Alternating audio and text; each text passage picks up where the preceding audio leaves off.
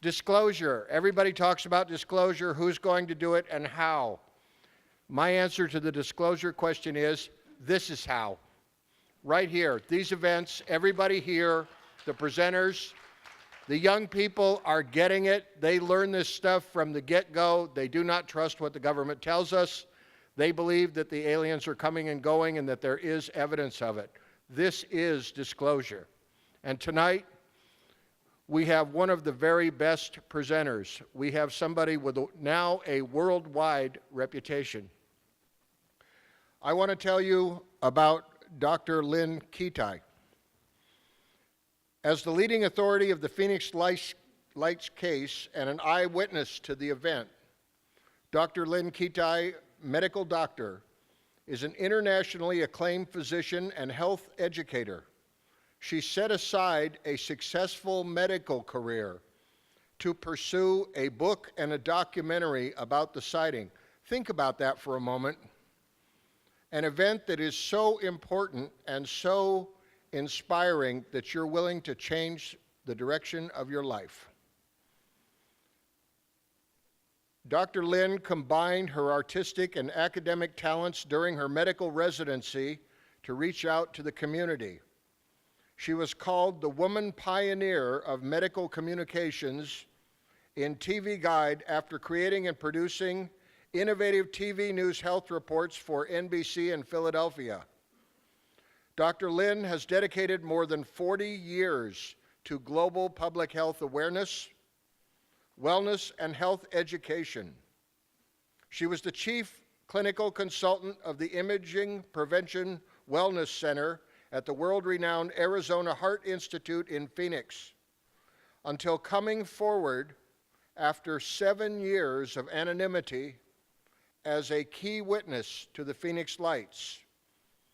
In addition to the hundreds of radio and television appearances sharing the historic Arizona mass sighting, she continues worldwide introducing screenings of the award-winning Phoenix Lights documentary, as well as presentations for her book, The Phoenix Lights, A Skeptic's Discovery That We Are Not Alone. It is my great pleasure to welcome Dr. Lynne Kitei to the stage.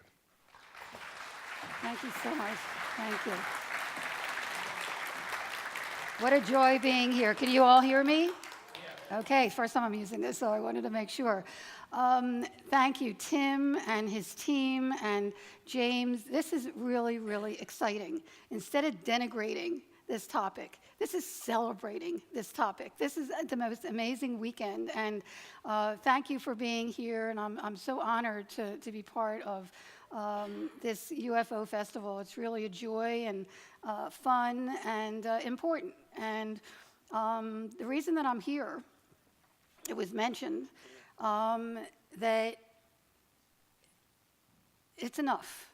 It's enough with the ridicule and the snickering and the discrediting. I don't know what these things are, but I know that they are. And it's time we get this topic out in the open. Address it, accept it, and study it. So not only can we find out who's driving these things, but also move forward in our own evolution. Don't you think it's time? Yeah. It's enough? Okay. And this is a grassroots effort, and that's where it's going to happen, just like the Phoenix Lights. And you're going to learn today many things that I trust you don't know about the Phoenix Lights mass sighting, because there is so much mis- and disinformation out there that it literally forced me, after 7 years of anonymity and meticulous research, searching for a logical explanation for what I witnessed and photographed. I have yet to find it, almost 20 years later. What I did discover was a whole new world I knew nothing about. I knew nothing about this topic when we first had our first close sighting, which we'll get into. But I put this joke up because people worldwide now, when I came forward in 2004, the official and accepted explanation for the Phoenix Lights, except for the witnesses and investigators, of course, was that it was merely military illumination flares. Well, not only are we going to be talking about that and a lot more today, because there is so much more to this story, but worldwide, if you just Google or YouTube, Phoenix Lights. People around the world are now looking up at these same phenomena and saying, oh, there's the Phoenix Lights. And that's pretty cool. We've come a long way in almost 20 years. And it's not a joke. It's not a joke. In fact, I've had the privilege of meeting with people from around the world. In fact, just recently, the top UFO expert, Chinese physicist, Dr. Fan Jin, came to Phoenix to meet me to look at my data, my photo data, which I have had extensively and authenticated by university and military optical experts. And not only was he duly impressed with what you're going to see today and a lot more, but he showed me the same exact phenomena over China. And what you're going to learn today is a whole new world that I hope that you will enjoy. But we're even going to go beyond the Phoenix Lights today because there is so much more than just the hard data. We're going to be getting into much more of how it affected people and how all these unexplained phenomena, very poignant and very important, not just the nuts and bolts.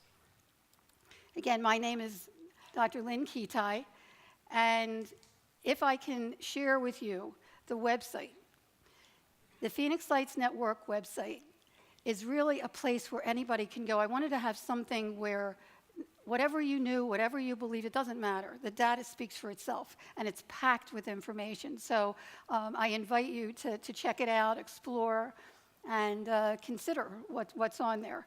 And also consider, it took 17 centuries. Think about that, 17 centuries before the advent of the microscope for human beings to believe and realize that there are zillions of tiny organisms all around us, even in our bodies. Some are beneficial, some are pathogens. We've learned to live with them.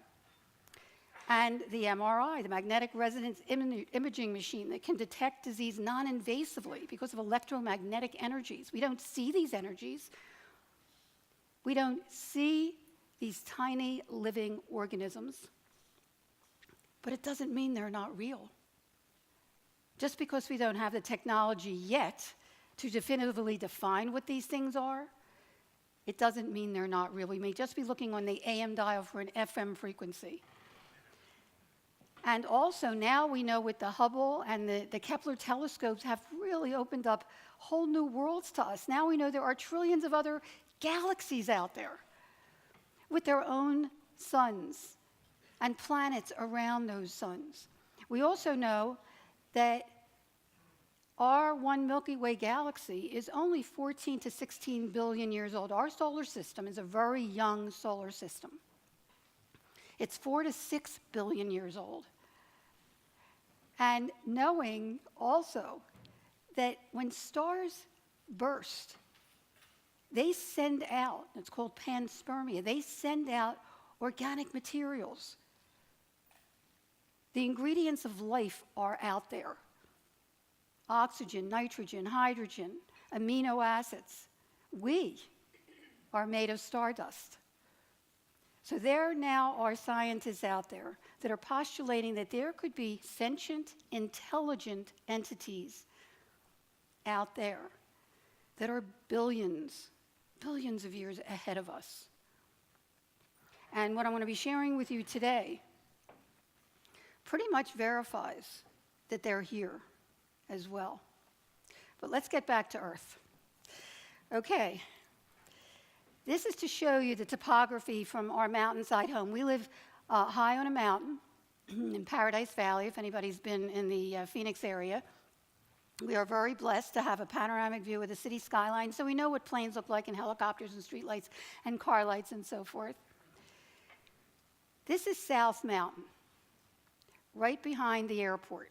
And we see the airport, and we see planes and helicopters coming in all the time. A few miles back are the Estrella mountain range. This is a car with the lights reflecting on the road, quite different from the true unknowns, where the light is self-contained. We heard Sue a little earlier today talk about the lights did not reflect at all. That's very, very important. They're self-contained.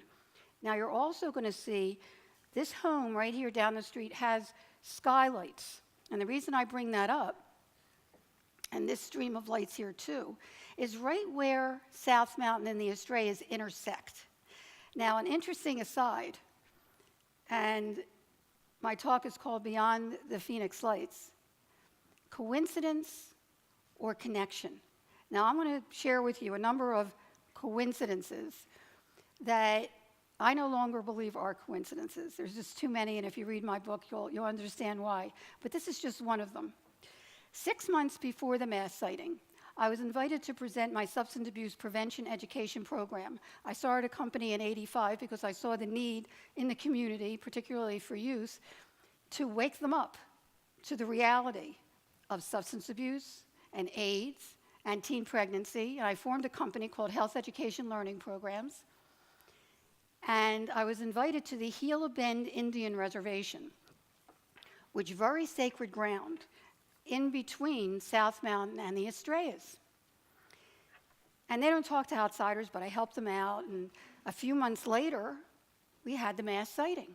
And I started looking at the data, and you're going to see some of that today, and noticing that these phenomena, these anomalous aerial phenomena, kept popping up from my vantage point right where South Mountain and the Estrellas intersect, and their basin is right there. So in between. So I called them up and I said, did anybody see strange lights on March 13th? And they started to giggle. And I said, is that funny? I said, are you kidding? We've been looking up at them for centuries. We call them sky people, light beings. I had no idea. That was the first I had heard of it.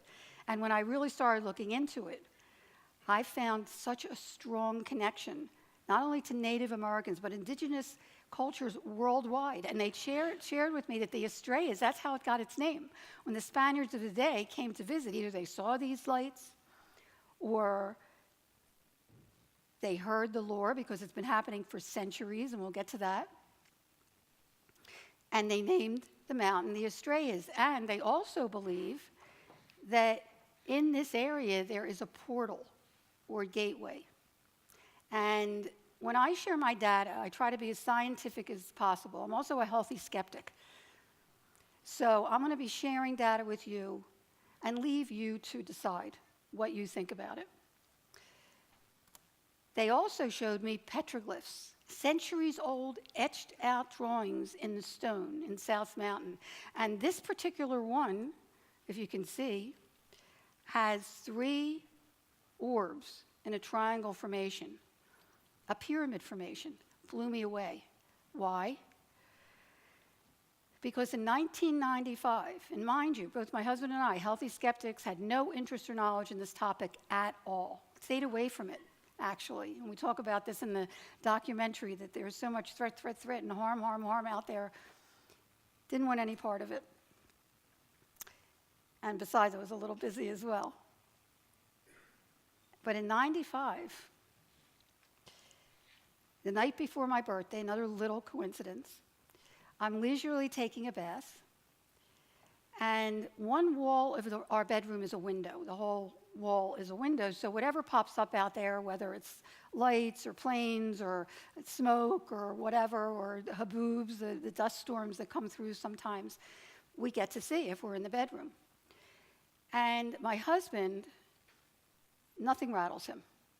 He was on several state and hospital medical boards and so forth, and he's on the phone with my mother-in-law in Philadelphia, because she had called to wish me a happy birthday.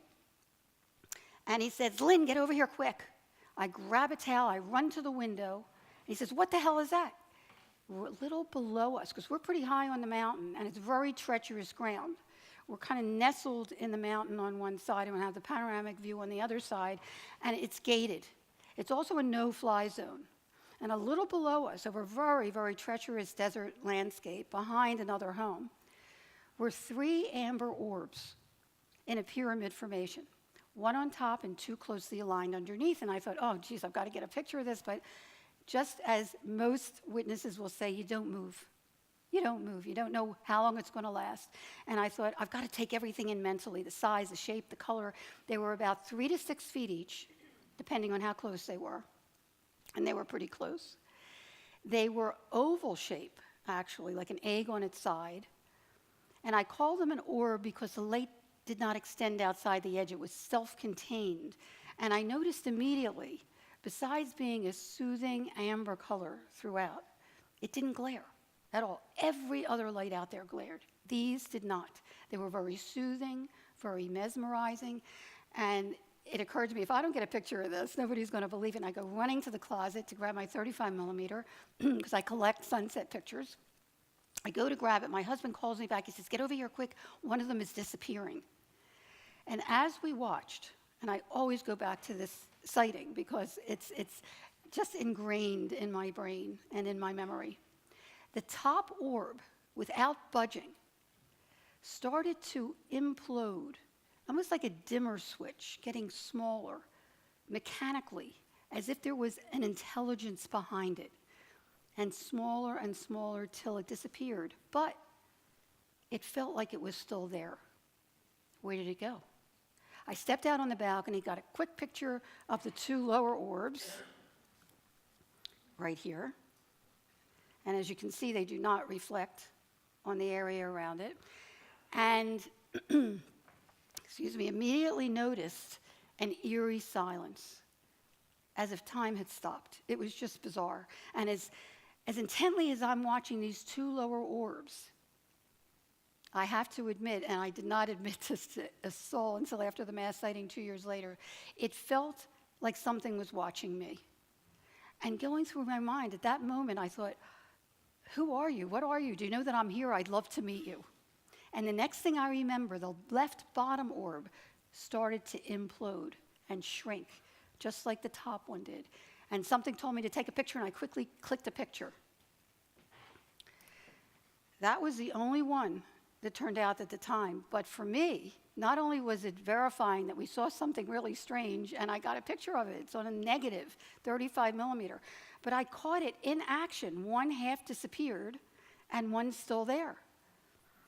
But I didn't know what to do with it. I knew no one that was involved with the topic. I just had no idea who to even consult, and I just wondered for 2 years what this advanced technology was doing right outside our bedroom window, why my husband and I were together to verify that each of us had seen it. And I have to admit that I did look out to the sky to see if I would see anything similar. Nothing. For 2 years. Until January 1997. I'm lying in bed and I notice out of the window, now there are 3 giant orbs, but at a distance, far west.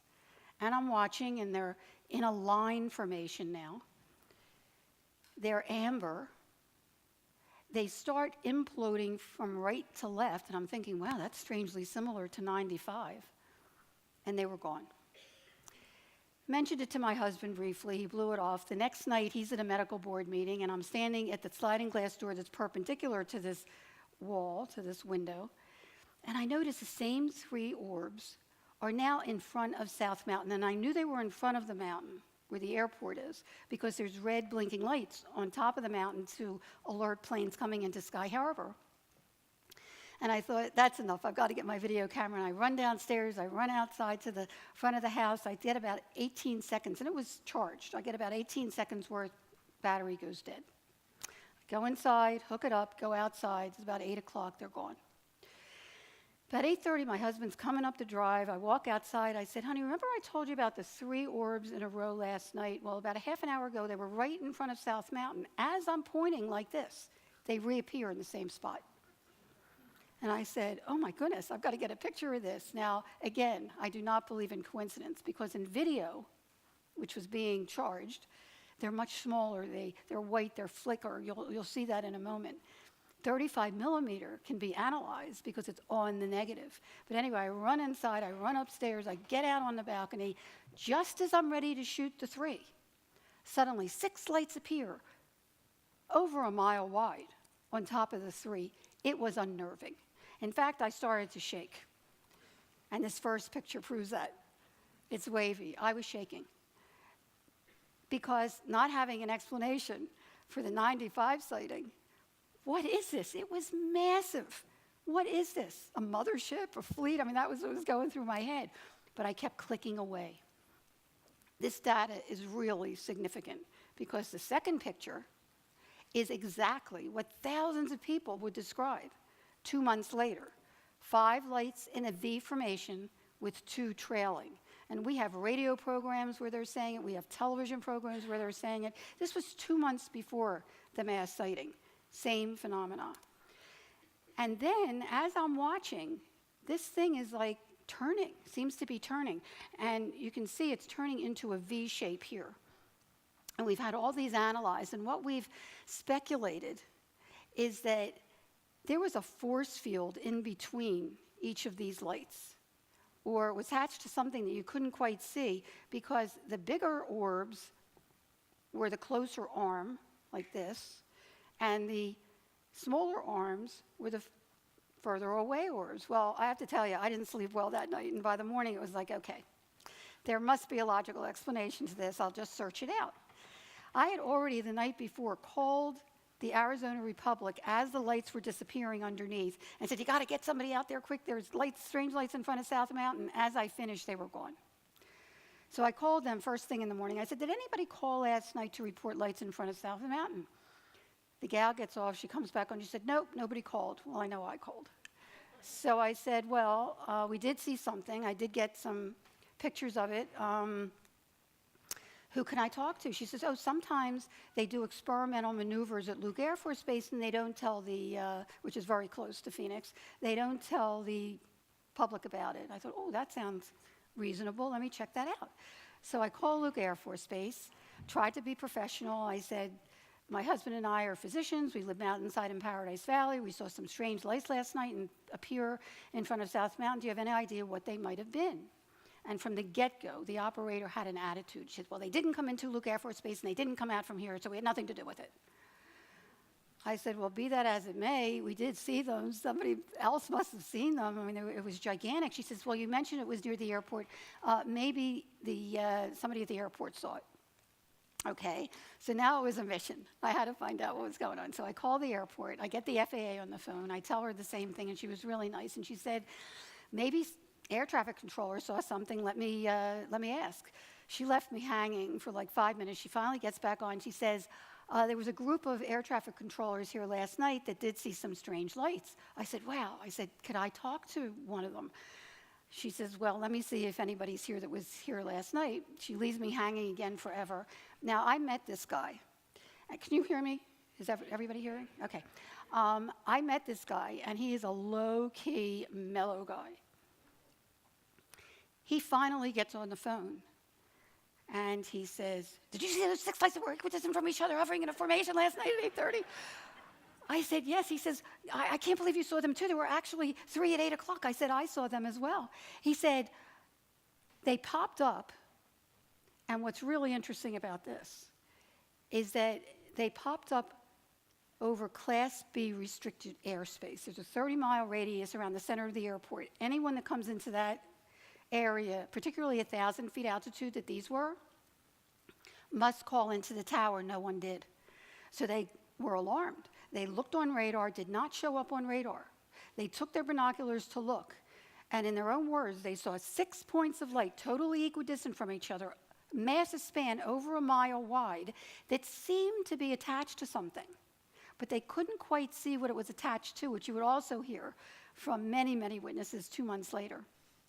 And one of them was a meteorologist and said that the whole thing turned against the wind as a unit and then elevated slowly and moved behind South Mountain in synchrony. So I said, so what was it? And there was silence. And then one of them says, beats me. I said, you're air traffic controllers. You're supposed to know what's in our airspace. They had no clue.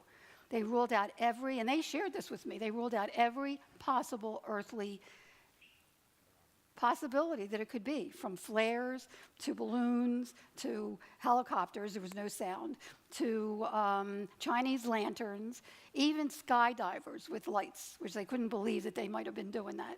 But they ruled out everything. They had no idea what they were. We continued communicating, and I continued taking pictures of these phenomena, up into and including March 13th, when thousands of other people, over 10,000 people, saw the same phenomena that I was witnessing and photographing throughout the state and more.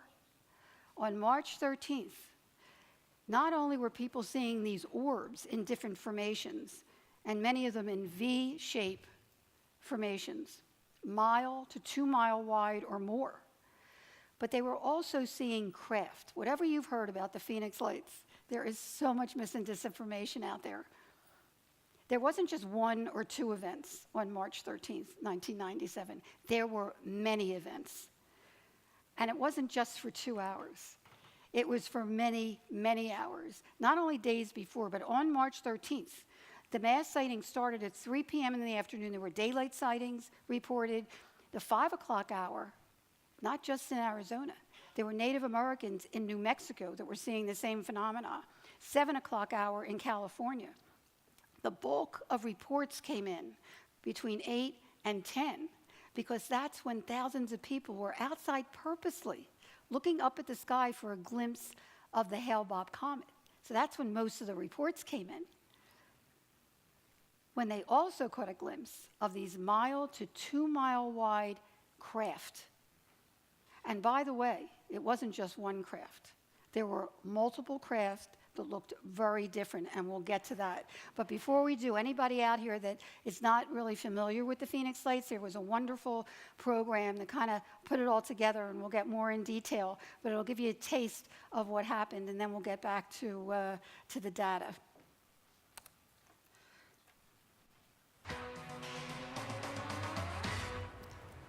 Our next sighting even got a governor in on the act. He tried to make a joke of it at first, but ended up admitting that he just couldn't explain what he saw. But that didn't stop the military from trying. We have saved the best and one of the best known UFOs caught on tape for last. It is our #1 close encounter.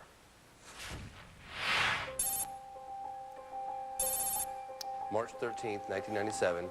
Everyone was out under the night sky to get a glimpse of the Hale-Bopp comet, which was passing over.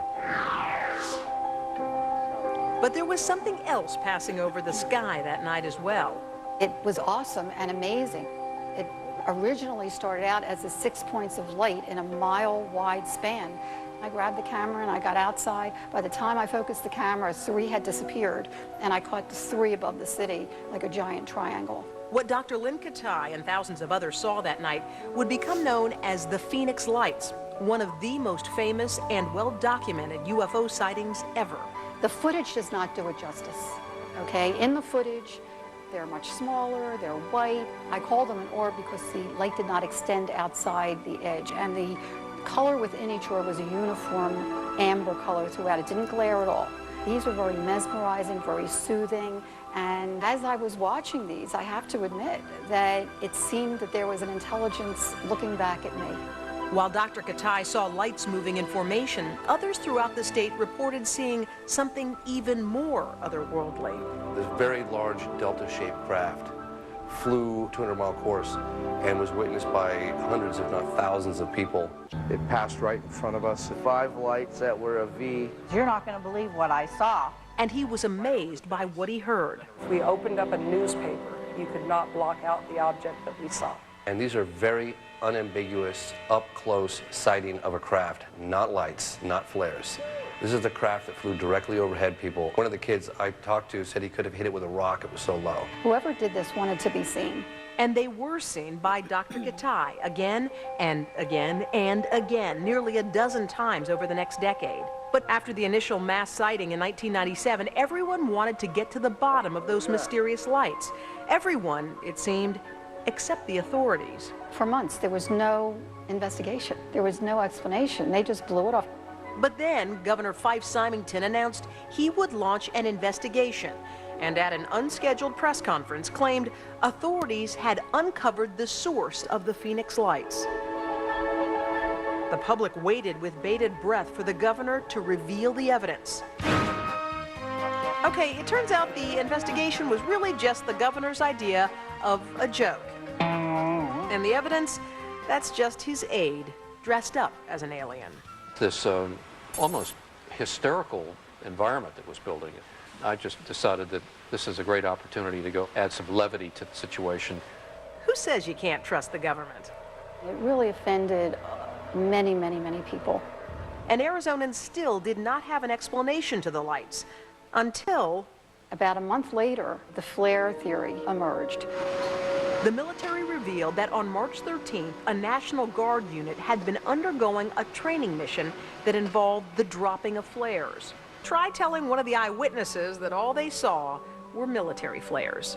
That's not what we witnessed or documented. I mean, flares cannot keep a formation. They drift with the wind, they float haphazardly, they have huge smoke trails that are illuminated by the flare itself. I'm not saying it's an alien spacecraft, but don't tell me it was a military flare, because that's an insult to everybody. Speaking of insulting eyewitnesses, it turns out that the governor may not be as skeptical as he appeared at that press conference. I met with Governor Fife-Symington. He said, you know what? I saw that thing too.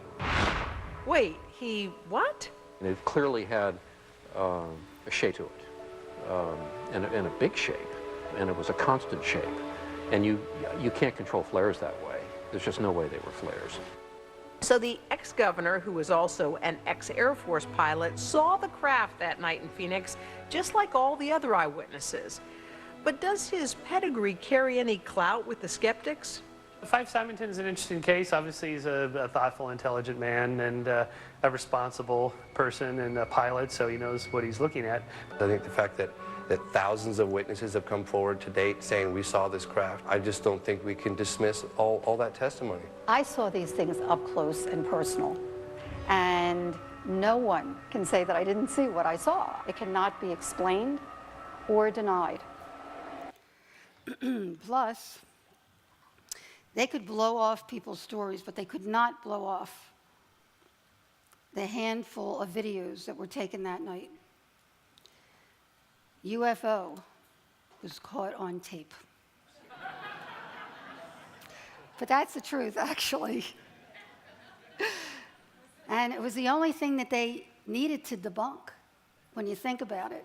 Because again, they could say people didn't know what they were looking at, it was a mirage, which we have all the time in the desert, of course, and so forth, but they could not debunk, or that what they wanted to debunk was the hard evidence, which we will get to. But the fact is, my video were the three endpoints of a giant V or triangle, which again were confirmed by air traffic controllers the next morning after the mass sighting as hovering over Class B restricted airspace, the same exact location as well. What's interesting, and became known to me as I got into my investigation, is that the three lights of my video alone have become significant in the eyes of a number of people that equate my video with Orion's belt, which is really interesting. Same thing. Because Orion's belt has become very, very famous in artifacts around the world. The pyramids align with Orion's belt in Mexico, in Egypt, and mythology states that the gods descended from Orion and Sirius and initiated the human race. Is there a connection there? Or just coincidence? And those who came from the stars started civilization. I was contacted by an Orion expert, Dr. Gary David, who asked me the exact time and location of my video. And he calculated to conclude that exactly where my video was, the Orion constellation was right above it at 9:49 p.m. on March 13th, 1997. Little aside for you.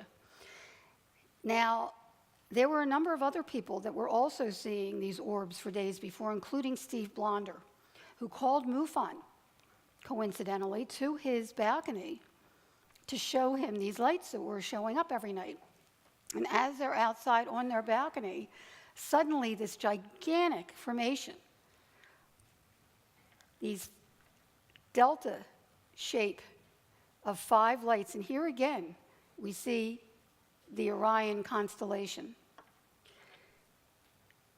significant that my video and Steve's video was captured before 10 o'clock. Significant.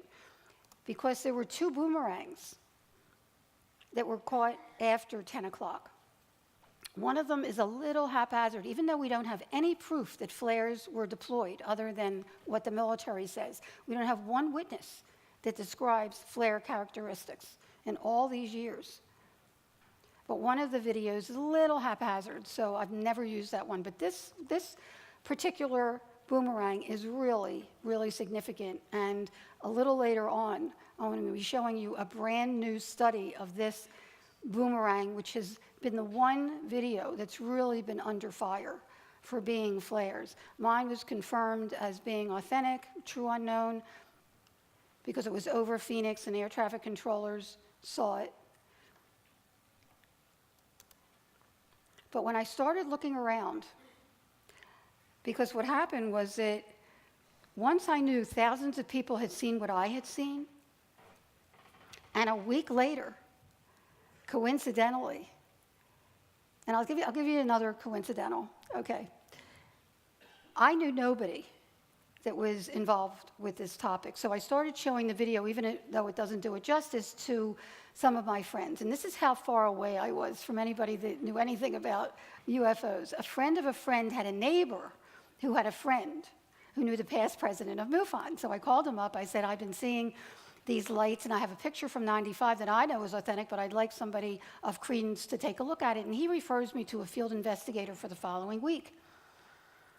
We make an appointment to get together on Wednesday. He calls on Tuesday to say that the then state director who wanted to be there couldn't because his mom had passed on Saturday. The funeral was Wednesday. Could we postpone?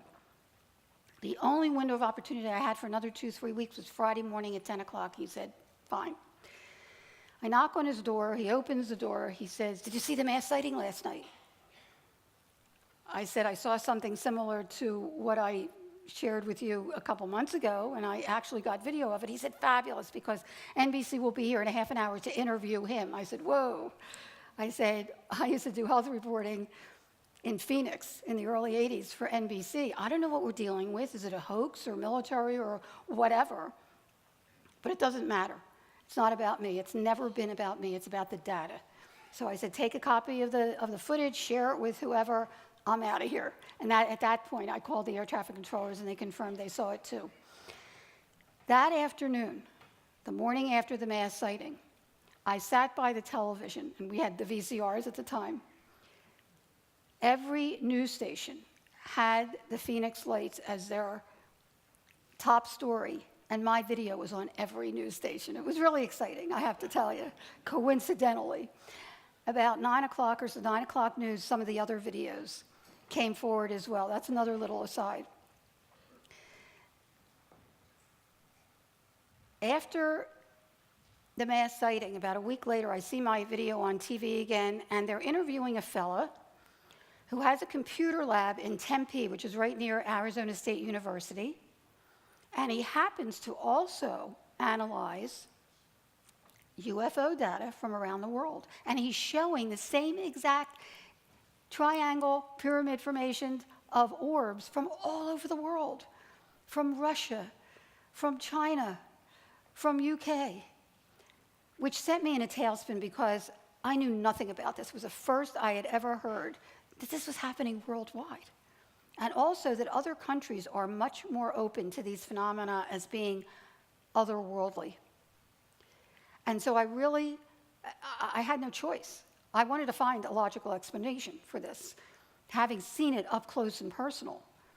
And anybody in the audience that has had a paranormal experience, although most anomalies can be explained, I have to say that, only a small percentage cannot. But again, just because we don't have the technology yet to definitively define what these are, it doesn't mean they're not real. So I started studying the topic.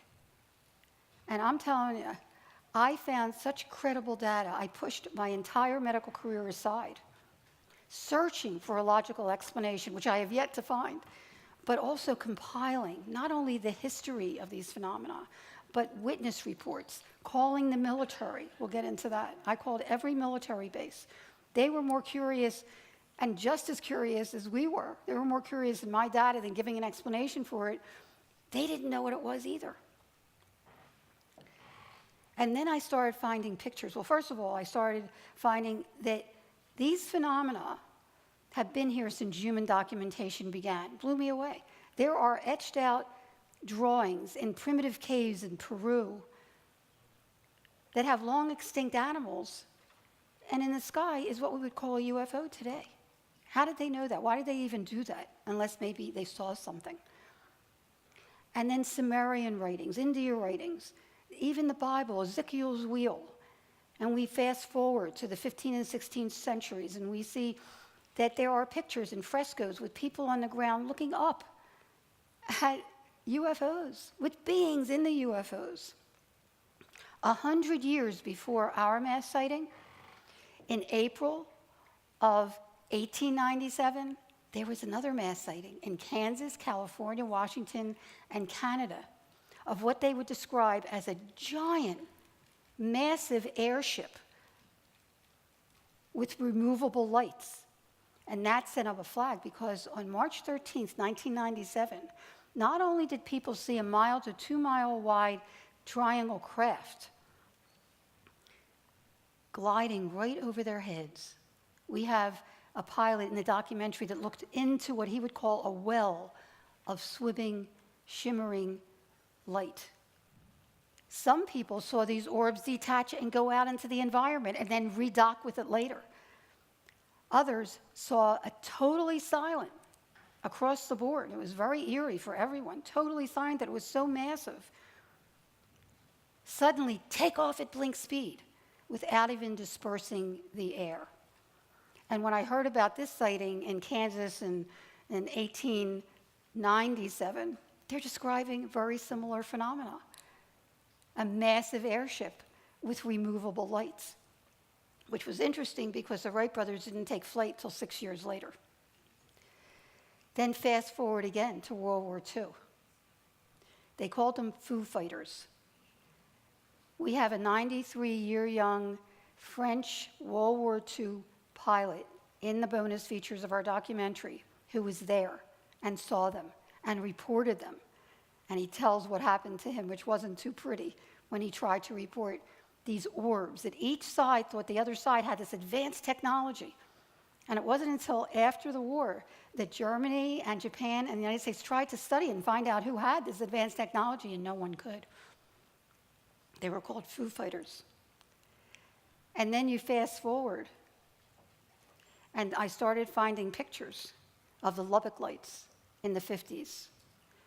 Very similar. In fact, these pictures were caught by a student who went to the university to share them, and they tried studying these. The Hudson Valley sightings. Witnesses described very similar V-shaped rows of lights connected to some type of solid object, enormous, spectacular, awesome. And that's another thing. There has not been not one report in almost 20 years now of harm, threat, or abduction associated with the Phoenix Lights.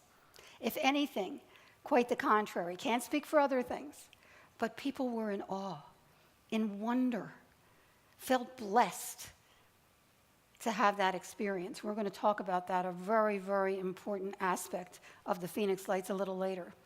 But at any rate, in Hudson Valley, they had similar phenomena, moving slowly and silently. A pilot caught this picture in Connecticut. Belgium, they noted that there were craft, mysterious craft, that went from 10,000 feet to 500 feet in 5 seconds. Okay? We're talking about technology that's just so far, far advanced. Plus, Belgium is a model for what should happen. They joined forces, the university, the scientists, military, civilians, to try to get to the bottom of it, to study these phenomena. That's what needs to happen. UK had similar sightings. St. Petersburg, Russia. This one got me. And I'm talking, I mean, every day I was just studying and reading and looking, and I found on the internet that 1 month before our mass sighting, there was a mass sighting over St. Petersburg, Russia. And a number of people got video, including this one, which blew me away, because a little later you're going to see a 12-year compilation of thousands of reports by Michael Tanner, one of the investigators, and 2 or more people had to see the same craft before they included it in the study. And one of the craft was exactly like this. I'll be showing you the picture later. Each light was actually 3 lights. Here's another different one.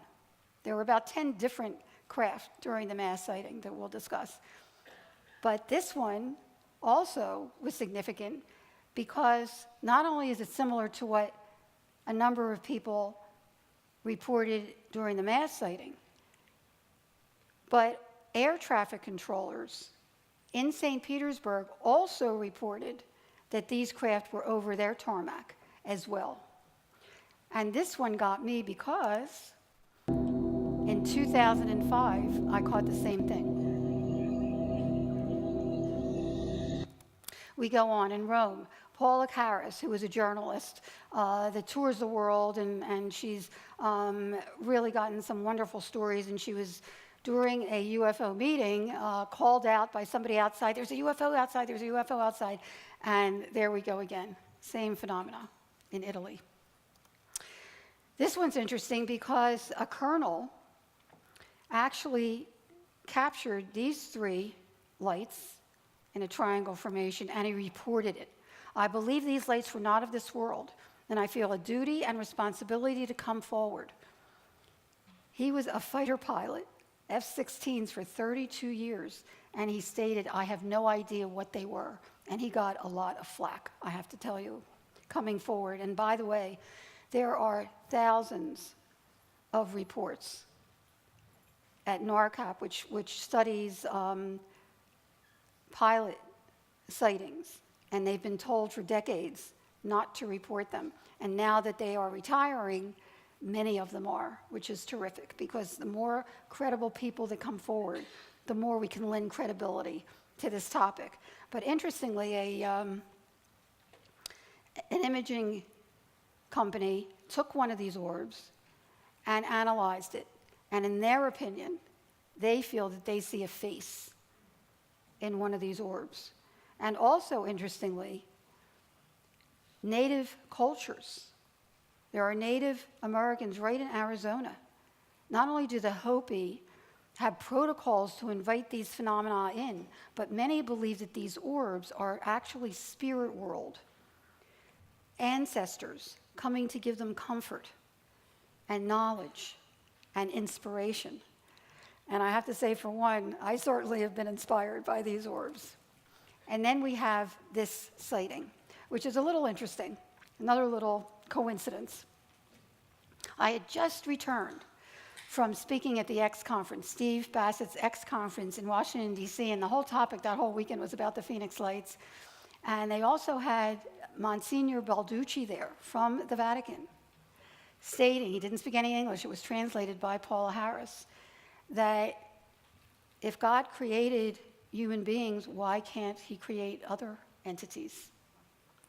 And by the way, the Vatican has the largest library of UFO memorabilia and books. But anyway, I'm walking in the door, and the phone rings. Now, when I came forward in 2004, it was interesting because in the early 80s, I had done health reporting for NBC, and many of the people I was working with were young, and by 2004, when I came forward, now one was the head of the production at Fox, one was news director at CBS, and the investigators that I worked with, Jim Delatoso and Michael Tanner, called the person who had this data, this photo data, Dr. X, which worked out great, because when I was ever at Village Labs and somebody said, "Who are you?" I told them the truth. I'm the person representing the couple that took the pictures. And so nobody knew for 7 years who Dr. X was. So when I came forward in 2004, they said, wow, you're Dr. X? Well, come on over. And talk about a positive transformation and what should happen, a model for what should happen. They have embraced in the media, particularly the TV media in Arizona and particularly in Phoenix, the Phoenix Lights and all unexplained phenomena. It's not a joke to them anymore. They take it seriously. When someone calls, even though it might be explainable, they take it seriously, and that's also what should happen. And we worked really hard for that, but they have come on board. They know that something really happened on March 13th. And as I'm walking through the door from Washington, D.C., the phone's ringing, and I answer. He says, hi, Dr. Lynne, do you see those lights out there? We're getting tons of calls. Now, as I mentioned, we're kind of nestled in the mountains, and we can't see the northwest sky over the mountains. And so I couldn't see them from my vantage point, and I figured, look, they're going to find out what it is. I was so exhausted. I'll find out in the morning. I was awakened at 6 a.m. by a phone call from a radio show. Hey, Dr. Lynne, could you be on in 5 minutes, talk about the lights last night? I said, what? I had no idea what happened. So I immediately got on the internet to see if there was any information. And the first thing I find out is that overnight, and we really didn't have, social media in those days, okay, as much. It was just starting. It was #1 on the Drudge Report, okay? And all day long, I was running here and there to every news station. I was called by Fox in the morning. They flew me on the red eye. I met with Richard Dolan, if anybody knows the historian, UFO historian. Richard Dolan and I did an interview, and then I flew back because I was doing an interview for Nightline and some other shows. And as I'm sitting there back in Phoenix doing the interview for Nightline, the producer gets a call and he says, wait a minute, this is important. And he goes, and his face is kind of changing. And he comes over, he said, we're done. I said, we're done. He said, they just scrapped it all. I said, what do you mean? It's somebody had come forward to say that his neighbor had sent off flares, road flares, on string on balloons, and that's what people saw.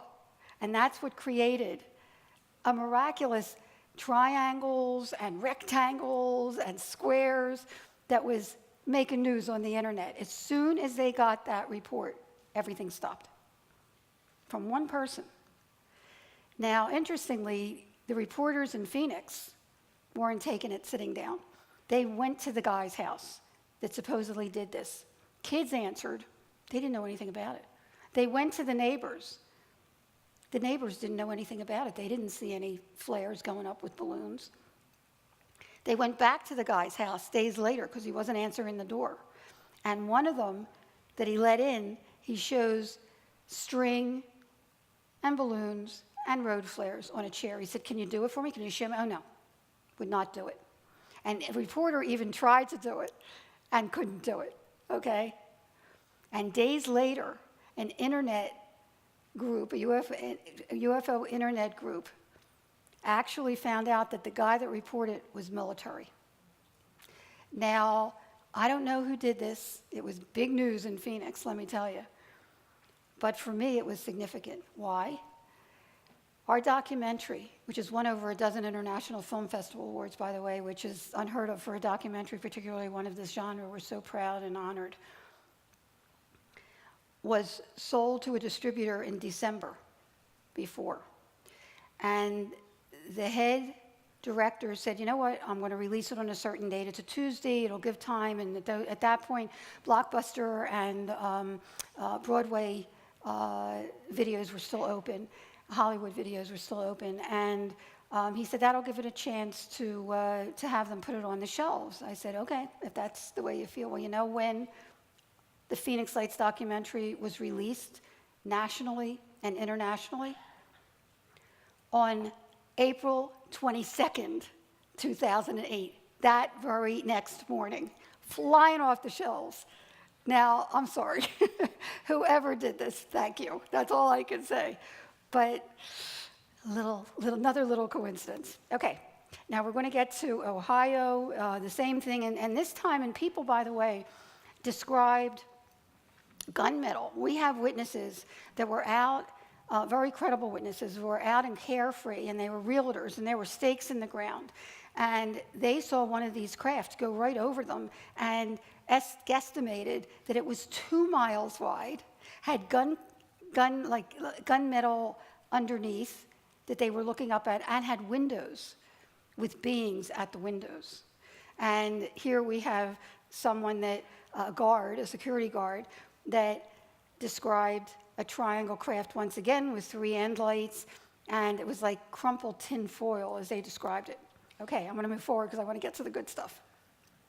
Okay, and here is another. Now, this was a picture that was taken, a very similar sighting, and Stephenville. I don't know if you've heard about the Stephenville sightings, but they actually had a flap. When they happened around the same time, and a number of sightings, a flap in Stephenville, starting in February of 2008, and very similar to the Phoenix Lights.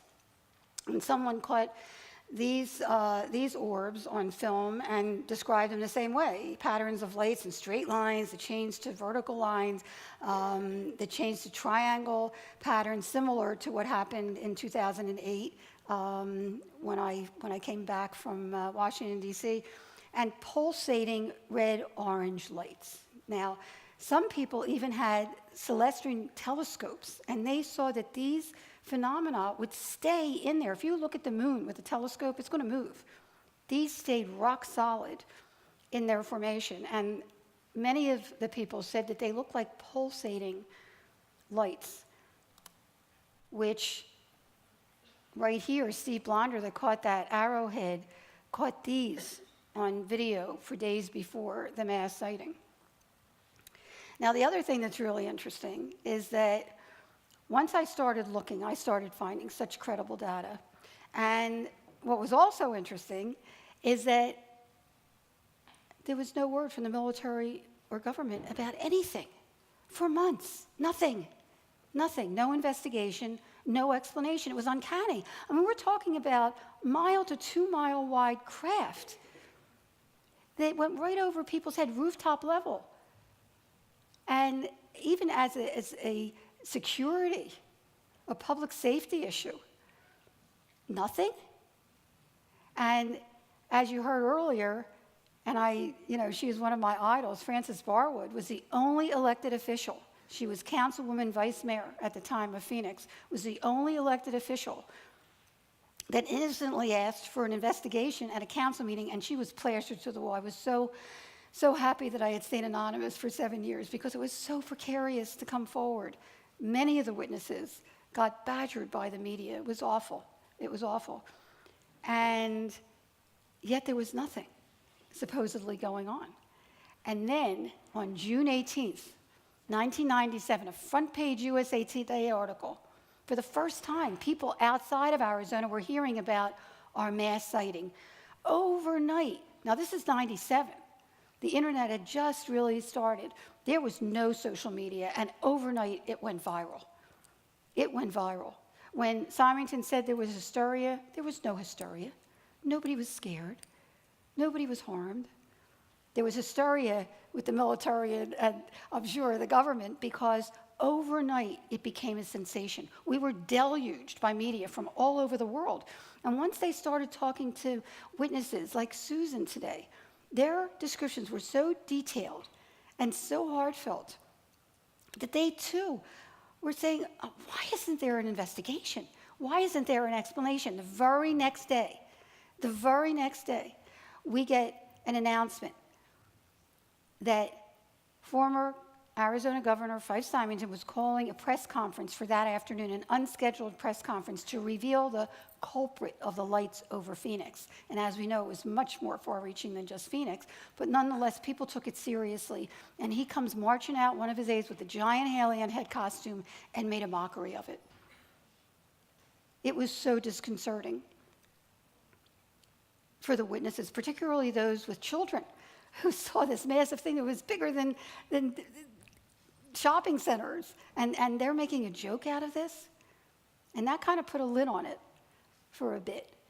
And again, I called the military. I called every military base. And they still were just as curious as we are. I have some of the conversations in my book. They're pretty comical. And On July 24th, 97, I get a call from one of the heads of the Air National Guard, and she says, "Oh, Dr. Lynn, I think we know what those lights were back in March." I was thrilled. I was looking for any logical explanation. I said, "You do?" She says, "Do you believe that nobody ever looked at the log for visiting Air National Guard, and the Maryland Air National Guard was in town sending off flares in Operation Snowbird," which I later found out in military terms means diversionary tactical maneuvers, and it's been a diversion ever since, whether they sent them off or not. And she said, "That must be what some people saw." I said, "When was the Maryland Air National Guard in town?" She said, "March 1st to the 15th. I said, "Were they in town in January?" She said, "Oh, no." I said, "Are you sure?" She said, "Absolutely not." I said, "Well, I have 35mm photographs of the same exact phenomena in the same exact location in January, confirmed the next morning in both instances by air traffic controllers at Sky Harbor International Airport as hovering over Class B restricted airspace, 1,000 feet altitude." And she says, "You never told me that." Because I never told them what I had. And then I said, "Well, wait a minute. You're trying to tell me that flares," and by then I had educated myself to what flares do, drift and drop with the wind, have huge smoke trails, and illuminate the flare itself as well as the ground, which was what they're used for, to get missiles away from aircraft. Not one person, not one, described that saw the true unknowns. But I said, "And you're trying to tell me that flares that cannot stay in a formation, traverse the entire state in a rock solid, equally an equally spaced, mile-wide V formation for hours?" And she says, "I have a call coming in. I'll get back to you. I'm still waiting." Okay. Well, I'm going to show you 3 wonderful videos. One of them is well, first of all, NASA. I should mention this. NASA has taken a lot of pictures of similar phenomena and anomalies out there, and I'm going to show you one here. The second one, a couple out in Buckeye, an elderly couple, actually got daylight footage of these phenomena. And the third is a program, and we don't have time to get into it, but I do in the book, came into town in August and to do a show called Anatomy of a Sighting that was supposed to air on the Discovery Channel and others. And I thought, you know what, it's time that people know there's much more to the story than March 13th. I met with the producer. He wanted to hear about it. He said, "Oh, the military said it was flares." He wouldn't even look at my pictures. At any rate, they came out with the show, and you'll see what they did to the boomerang video. What you're about to see is amazing. It was taken from the Space Shuttle Columbia during a mission last December. So far... You know what? I'm going to do it again because it's not synced. What you're about to see is amazing. It was taken from the Space Shuttle Columbia during a mission last December. So far, everything is normal. Then, the unknown objects start appearing. In higher speed, look at what they do. They converge. And they form a triangle of light. The astronauts were sufficiently interested in these 3 objects that they went and zoomed in on them. Jim Delatoso thinks these objects are intelligent and could be related to the lights seen over Phoenix back in March. New footage of those lights, and it's daytime video this time. Jim Schneebelt shows us the exclusive pictures and the story behind them.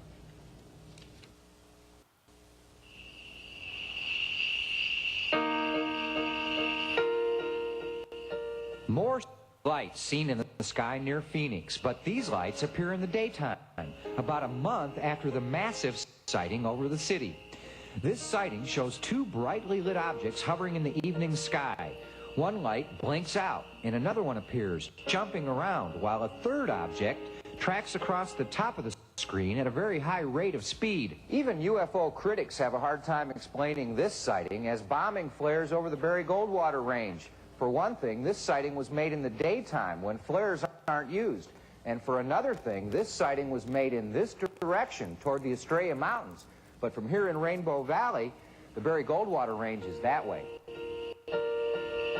The mystery of the lights was reignited by a 1-hour TV special last week on the Discovery Channel. In that program, a California optics lab compares Kristen's nighttime video to the same scene taken during the daytime. Their result shows the lights above and beyond the mountains seeming to disappear as they fall out of sight over the bombing range, supporting the flare theory. And he really stretched the imagination here to bring this thing in. Kristen watched the program and questions it. He thinks the lights were lower and in front of the mountains. So we test the footage ourselves. It's a simple test using daytime and nighttime footage, both taken by Kristen using the same camera at the same location. We compare positions of the lights. This is the first time I've seen this, and it didn't take long to do this at all. And just going from matching the shots up, going from one to the other, lights are in front of the mountain. Why the discrepancy between our test and theirs? He changed the positioning of these lights so that they would coincide with this peak over here. He actually altered the footage? How else could he do it? This light was always here, remember that? If these are flares, are they over the bombing range? Or has the footage been altered? And by whom and why? The mystery continues. Other sightings over Phoenix earlier that night also remain unexplained. And by the way, they have never, ever addressed the craft. Only the hard evidence, as I mentioned earlier. The videos, which don't, you know, whoever thought it up was brilliant because they're much smaller, they flicker, they're white in the videos, even though the formations themselves are very compelling. They had to debunk that. They had to debunk that. That was the only hard evidence that they had. And whether they altered it or whatever, it's never been proven. And in fact, 3 years later, Barwood actually ran for Secretary of State on a platform to get answers for the Phoenix Lights and asked for a reenactment, as most of us were. Hey, if it's military, shame on them for denying it and then making up stories and changing their stories and going over people's heads without alerting them first. But if it's military, do it again. Now, I knew I had pictures not only from March 13th and 2 months before, but when we went back to the pictures, which we're going to show you a little later, in '95, the same exact phenomena is in the background in the same exact location then as well. So I knew I had data that proved unequivocally that whoever did this did it multiple times. Do it again. Well, first of all, here's the true unknowns. Even if you asked an elementary school kid what looks the same and what looks different, you can see quite clearly. This is the true unknowns. Here's flares. Right before the 3rd anniversary, we get an announcement that 3 Air National Guards were coming into town to show everybody the Phoenix Lights. Now, whether they thought we forgot or it would just confuse the issue even more, it came back to bite them. 3 years after the 1997 sighting, the Arizona Air National Guard staged this demonstration, saying the lights were military flares.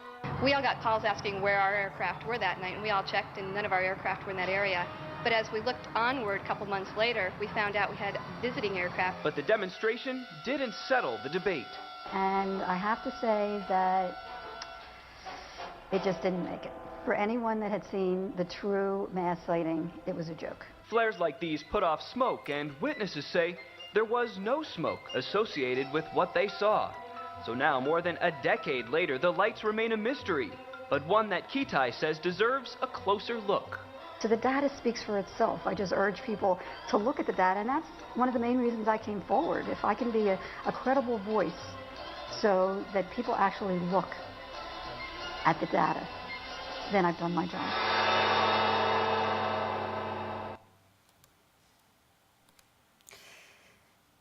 And what I've tried to do, dedicated the last 20 years actually, is to get the data out there.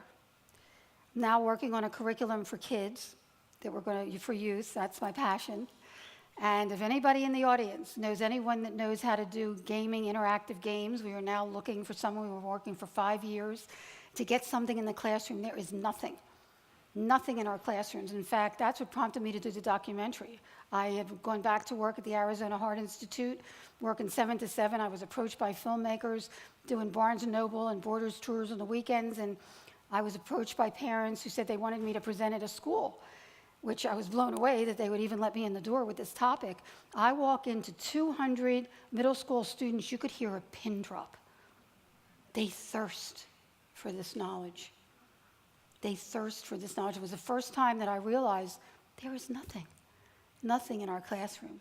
So this is huge, and this is important, and we're working on that now. Phoenix Lights Network website, as I mentioned, is packed with stuff in the Geospatial Animation Project, and I'm going to try to get through this quickly only because it's on the website, it's in the DVD bonus features, but I do want to give you a little peek at the 10 different craft that people saw. Now, it's a 12-year compilation of thousands of reports to the National UFO Reporters Center in Seattle, Washington, Peter Davenport, to Francis Barwood, to Village Labs, and to Arizona MUFON. 2 or more people had to see the same craft for it to be in this study. And what's really impactful about this is not only were there different craft, but they were amazing.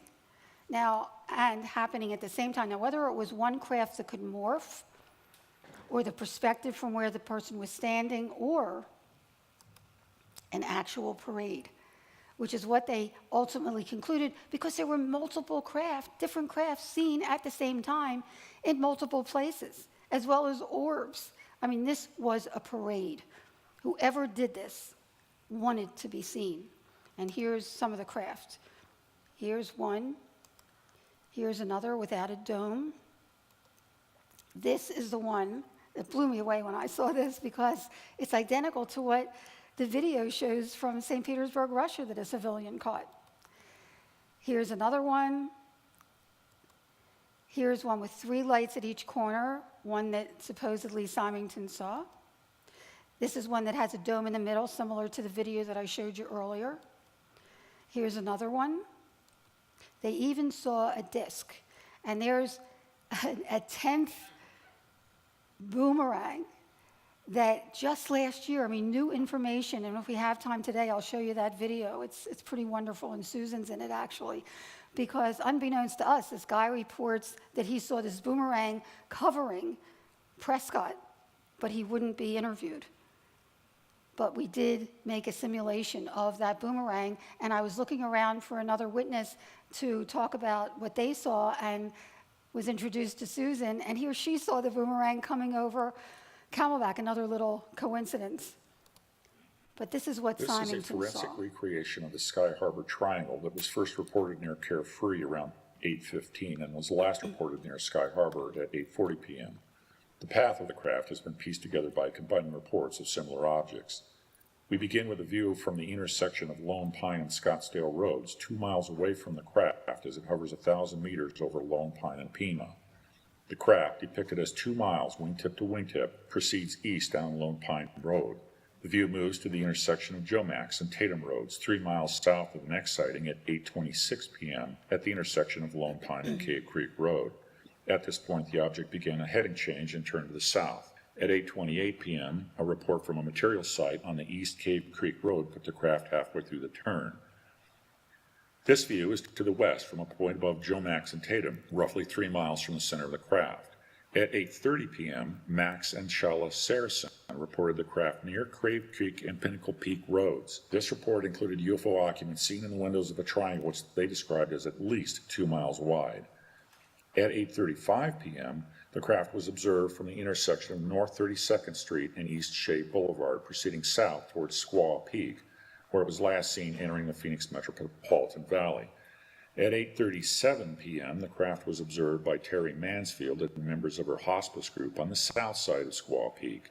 The next vantage point is the first publicly shown recreation of what then Governor Fife Symington would have seen as the object flew over Squaw Peak.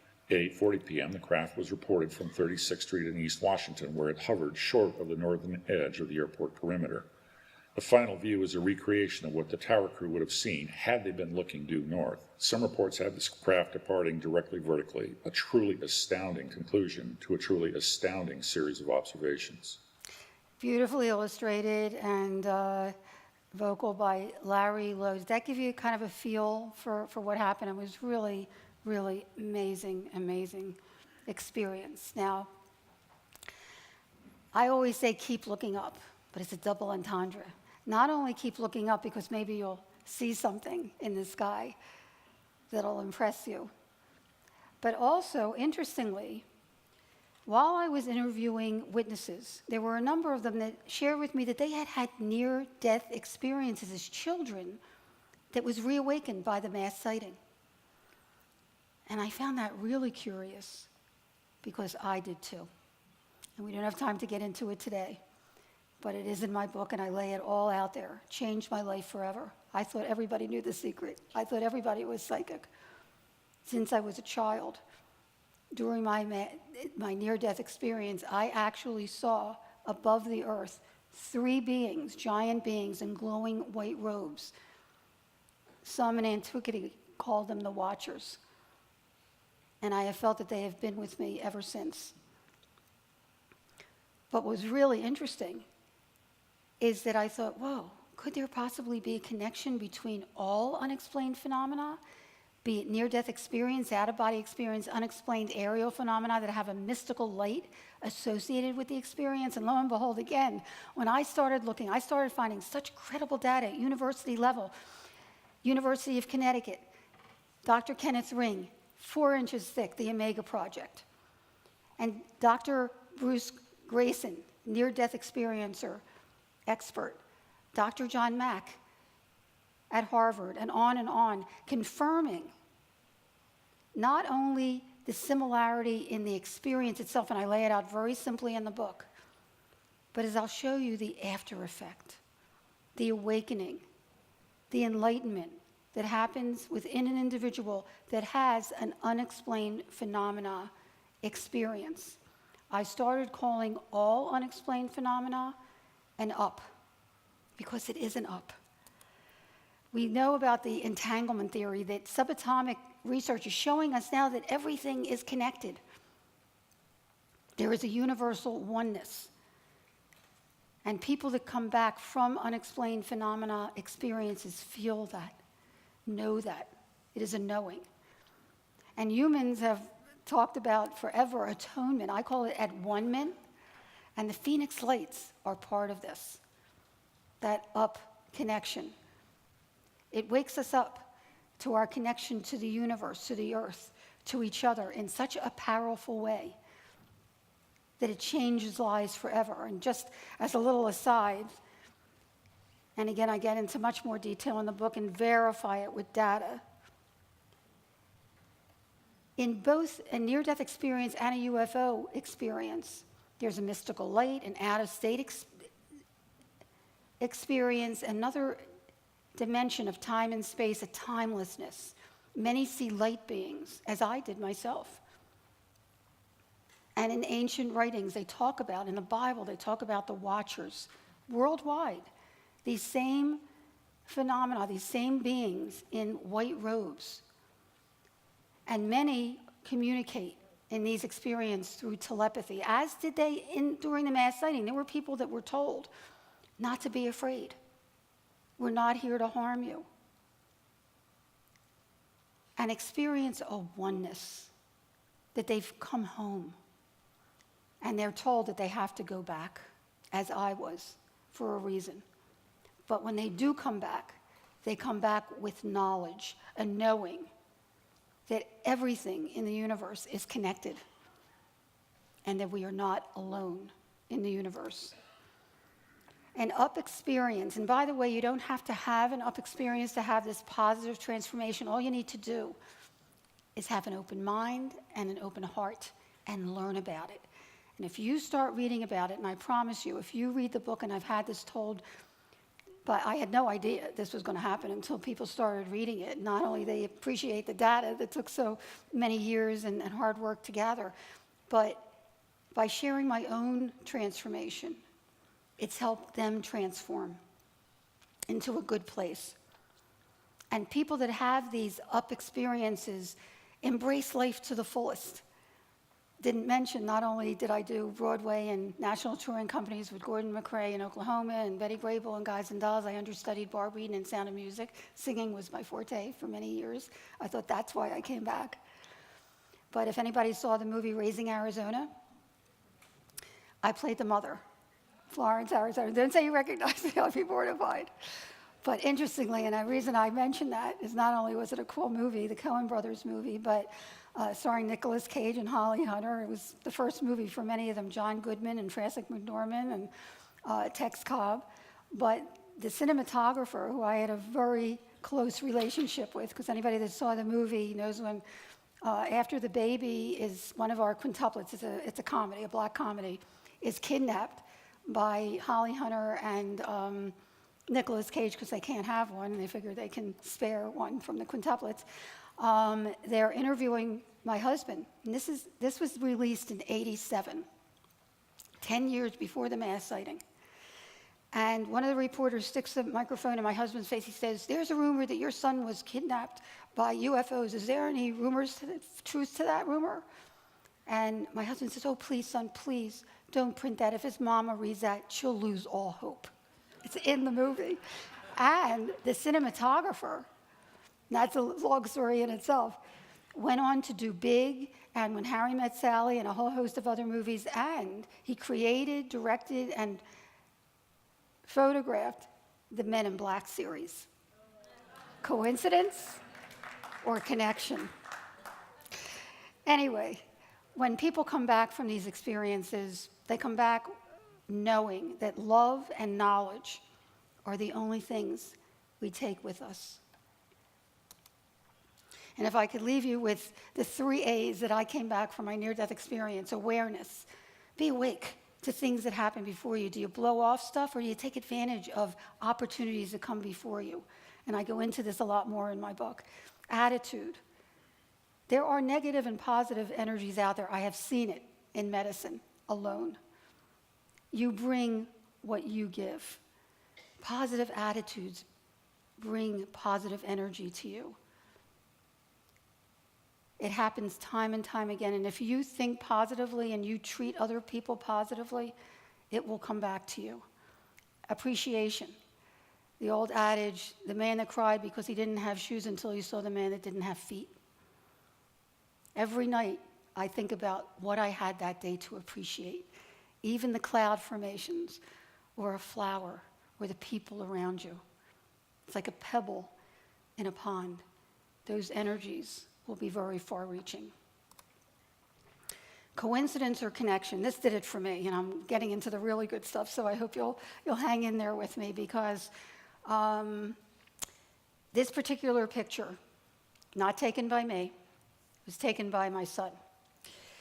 Our younger son, who is a neurologist now, and I had to go back to work to help put him through medical school, and after I had the 750-page journal, and he's in the documentary, by the way, was the only one that read my 750-page journal. I really trusted his opinion. He has such a beautiful heart, and he's an angel on this earth. And he comes back to me and says, Mom, you have to do this. This is too important not to share. And everything you've done has led up to this.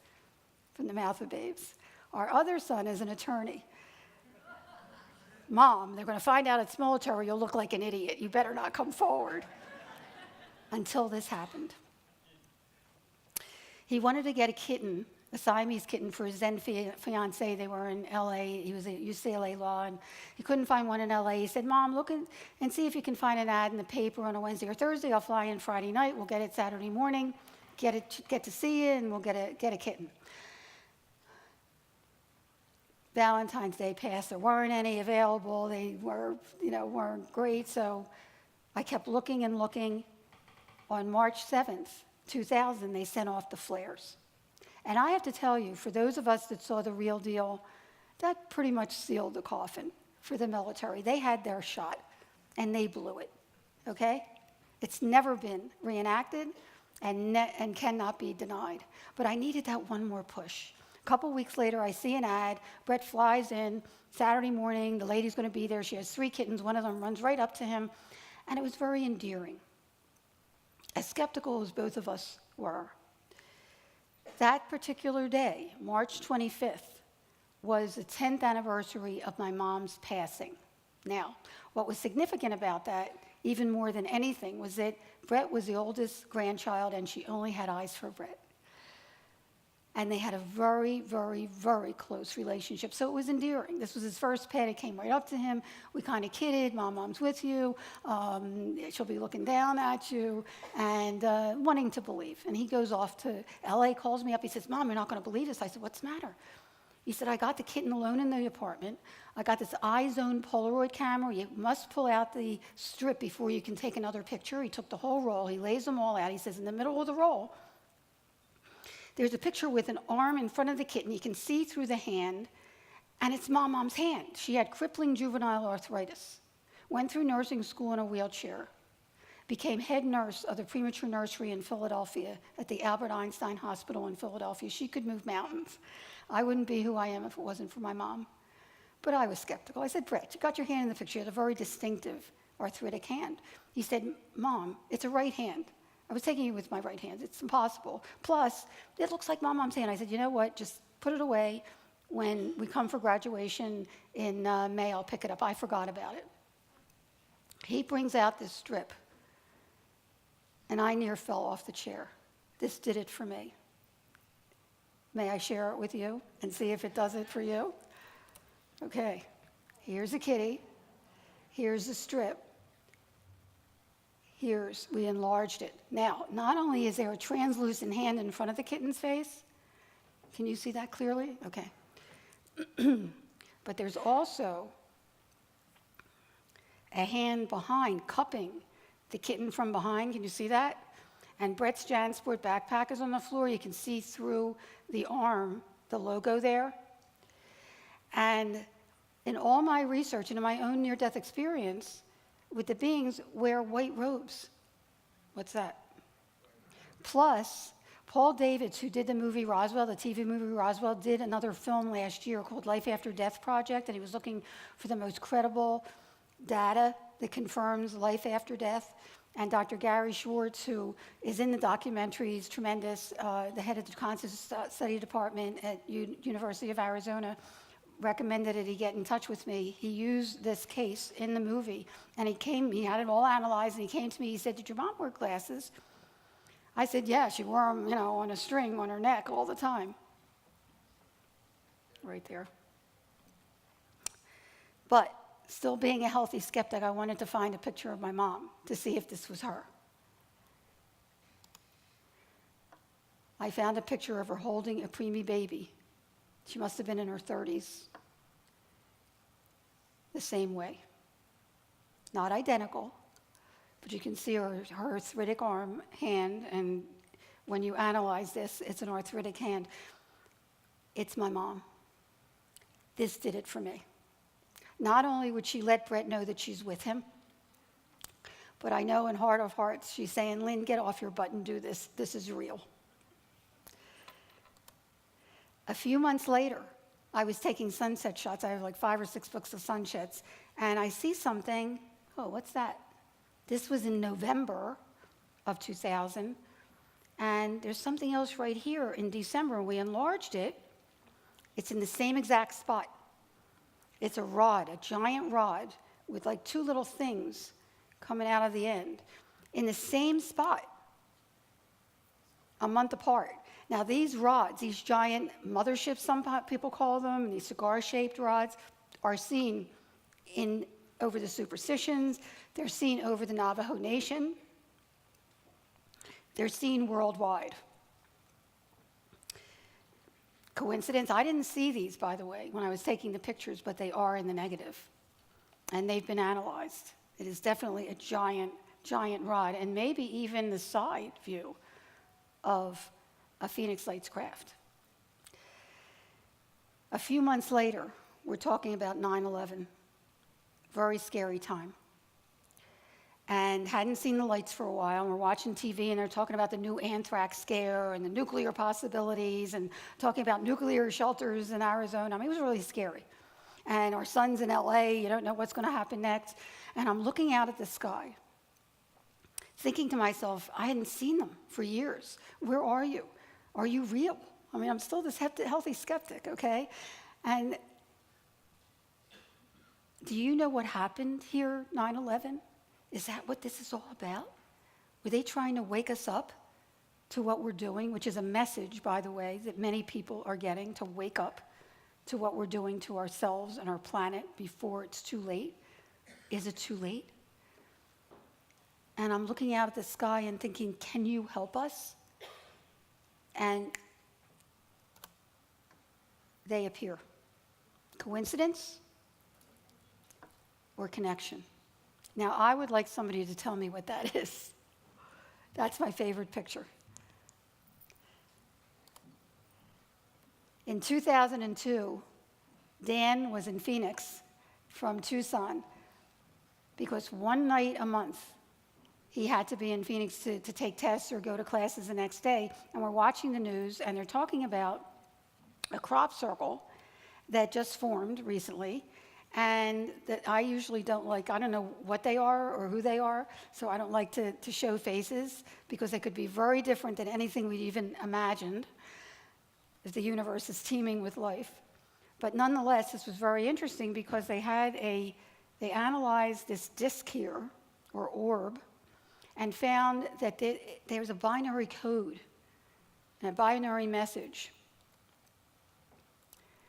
Beware the bearers of false gifts and broken promises. Now, this was 2002. Much of this is applicable today. Much pain, but still time. Believe there is good out there. We oppose deception. The conduit is closing. Now, as my husband and Dan are watching the news, Dan, who had never seen the Phoenix Lights, says, "Oh, I wish I could see the Phoenix Lights. Why can't I see the Phoenix Lights?" And I've had many people say that to me, by the way. And my husband turns to him and said, "Why don't you ask your mother to will them in?" And they're giggling and laughing. And meanwhile, I'm looking out at the sky, and I'm thinking to myself, wait a minute. If anybody could appreciate the Phoenix Lights, Dan would. And not just one or two, but if there's three, what could that be? And as soon as that report ended, there they were. Again, remember the skylights? In the same spot. And I want to tell you, in the video, I was taking video and pictures at the time, it was a riot, hearing them. I mean, well, what is this? It can't be flares, and it can't be balloons, and they're going, Danny's going through the differential diagnosis, very, very excited to see the Phoenix Lights. A year later, he was in Phoenix again for one night of the month. And that day, we had put down our prize German Shepherd, who grew up with Dan. It was very sad. And he had a test the next day. He was studying till about 11:30. He came upstairs. We went out on the balcony, and we're in each other's arms, crying and comforting each other because it was really, really, really sad and painful. And he says, "Mom, look."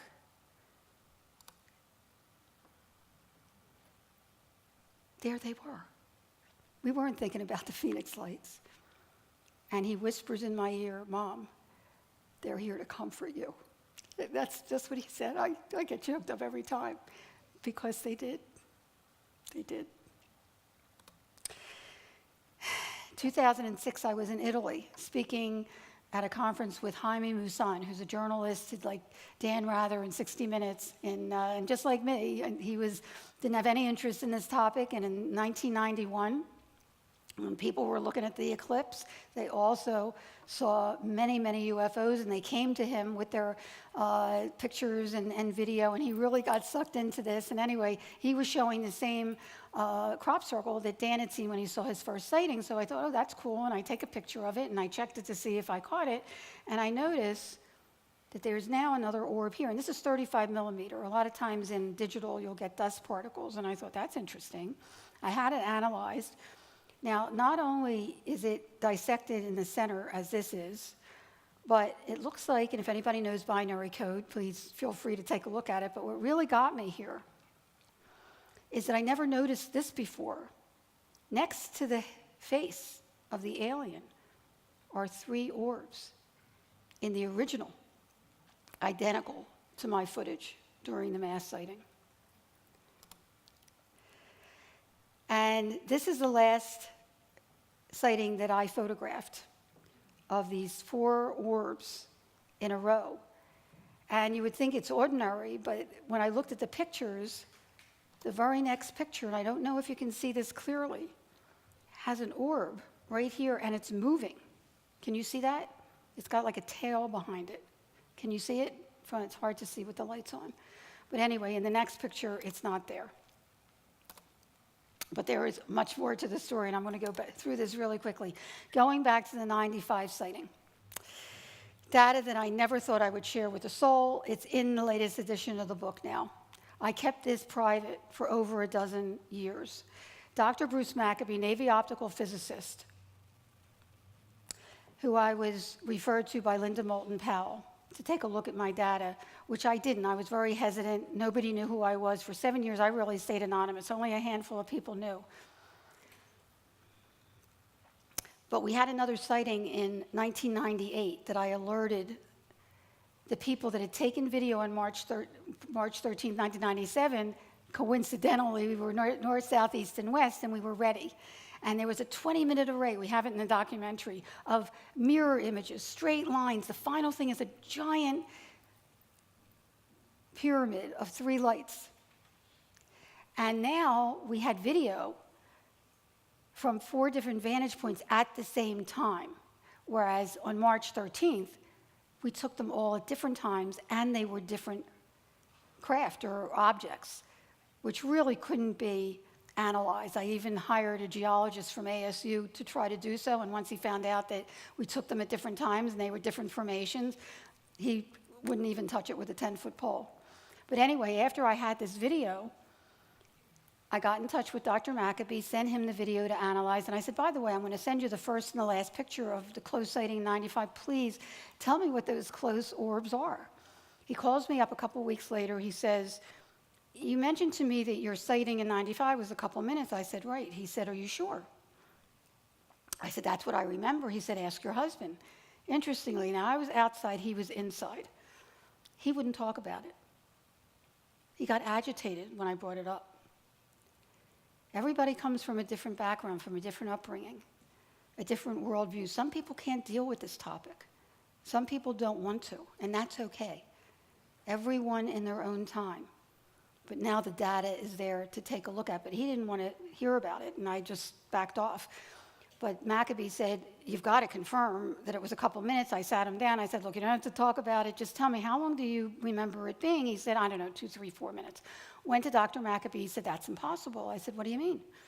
He says, first of all, the same phenomena was in the background disappearing as 2 months before the mass sighting and during the mass sighting that I captured in the same location in 95. That blew me away in and of itself. But he said the skyline in the first picture has many groups of lights that are on, that are off in the last picture. That doesn't happen in a couple minutes, he said. He said, I want you to do an experiment. Go out on the balcony from about the same place you were standing, take the skyline one night every hour, the next night every half hour, the next night every 15 minutes. Let's see when the lights start going out. Okay. Well, I usually take a bath between 7 and 8 when I'm at home. So let's be conservative and start at 8 o'clock. The groups of lights start going off at 9 o'clock. The last picture is indicative of 10:30, 11 o'clock. Now, I couldn't wrap my head around it. He says to me, can I present this case at the upcoming 1999 MUFON International Symposium in Washington, D.C.? I said, Dr. Maccabee, this is your baby. I would have never realized this data. I just ask that you please keep my name anonymous, which he dearly did, as did the few people that knew who I was, and presented the case. And this is his analysis, by the way, very detailed. He took both pictures and showed, and we did it again for National Geographic a couple years ago, and now with better technology, there's even more lights that were on in the first picture that are off in the last picture that we discovered. And his conclusion, from thorough analysis of the data, there were hours that passed between the first and last photos, not minutes. He presented it as the first, and as far as we know, the only authenticated photographic evidence of missing time. Now, the reason that I'm sharing it now, not only do I not believe in coincidence anymore, I believe everything is for a reason. And if I have this data, maybe it's important. Maybe it can help open that door a little wider. Linear time is primitive. Past, present, and future is not what time really is. And maybe this will help confirm that.